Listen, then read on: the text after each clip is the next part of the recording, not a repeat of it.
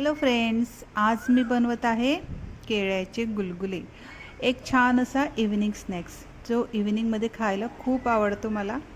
आणि मला नेचरबरोबर खायला आवडतं. म्हणजे इव्हिनिंग स्नॅक्स कसे चहाबरोबर खातात, पण मला चहाबरोबर नाही आवडत. मला ॲक्च्युली चहाच नाही आवडत आहे, म्हणून मला नेचरबरोबर खायला आवडते. तर आज मी बनवत आहे बनाना गुलगुले. जे आपण एक्स्ट्रा बनाना उरलेले असतात ना, जे काळे पडून जातात, त्याच बनाने मी हा स्नॅक्स बनवलेला आहे. घरची केळी असो की मार्केटची असो, एक्स्ट्रा एक दोन उरतातच. आणि घरची असलं तर काय जास्त उरतात, काळी पडून जातात. मग म्हटलं काय करायचं, फेकून देण्यापेक्षा हा मस्तपैकी स्नॅक्स बनवूया. खूप टेस्टी असतो आणि फटाफट बनवून तयार होतो. आणि ही बघा, ही आहेत घरची वेलची केळी. ज्यांच्या घरी असतील ना अशी वेलची केळी, त्यांना माहीत असेल. एकदम लहान असतात ही. आणि ही बघा, थोडीशी एक्स्ट्रा पिकली का लगेच काळी पडून जातात. तर ओके, मी आज त्यानेच बनवणार आहे बनाना गुलगुले. ओके, अगोदर मी बनाना पॅनकेक बनवलेला होता, आज मी बनवत आहे बनाना गुलगुले.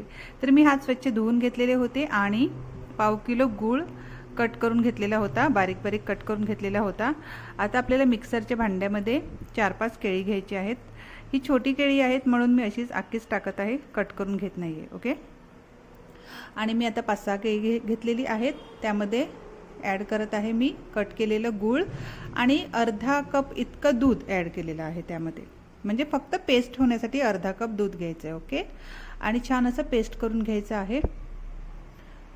हे बघा, 5 ते 7 मिनटं फिरवायचं. एकदम छान अशी मस्त पेस्ट, स्मूथ पेस्ट बनवायची आहे. थोडंसं जाडसर राहिलं तरी चालेल. ओके, आणि आता एका बाउलमध्ये काढून घ्यायचं आहे. आणि आता त्यामध्ये मी ॲड करत आहे गव्हाचं पीठ. म्हणजे 2 वाटी मी गव्हाचं पीठ ॲड केलेलं आहे.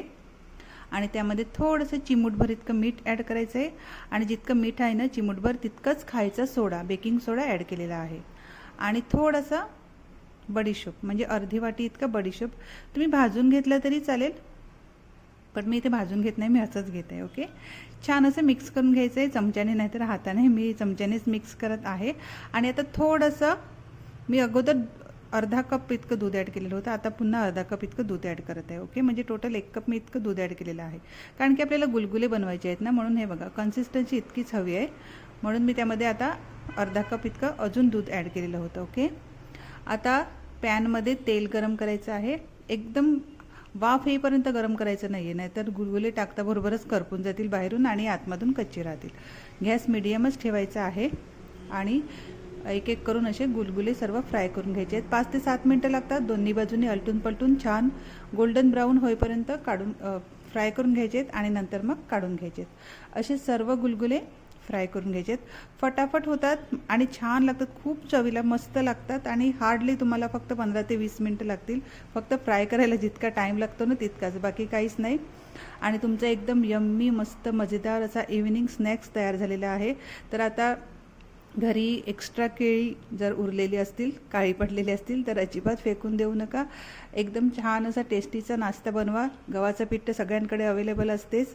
आणि हे बघा, किती छान मस्त झालेले आहेत. आतमध्ये एकदम मस्त मॉइस्ट झालेले आहेत. आणि इतकं गरम होतं, शूट करायचं होतं पण गरम होतं, म्हणून मी तसं ठेवलं. आणि मग टेरेसवर घेऊन गेली आणि टेरेसवरच मम्मी आणि मुलांनी मस्त त्याचा स्वाद घेतला. एकदम संध्याकाळच्या टायमात. आणि अहोंसाठी सुद्धा ठेवलं होतं बरं का, नाही तर तुम्ही सांगतील स्वतःच खाते. ओके फ्रेंड्स, आपण लवकरच भेटूया पुढच्या व्हिडिओमध्ये. तुम्ही पण तोपर्यंत खा पिया आणि मस्त राहा आणि एन्जॉय करा. आपण लवकरच भेटूया. Okay, take care and bye bye.